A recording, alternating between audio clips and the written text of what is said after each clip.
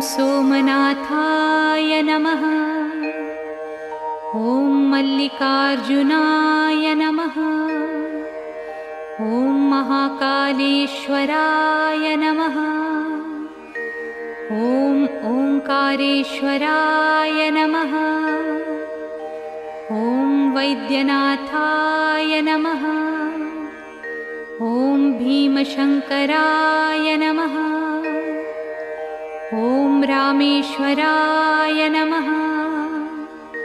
ॐ नागेश्वराय नमः। ॐ विश्वेश्वराय नमः। ॐ त्र्यंबकेश्वराय नमः।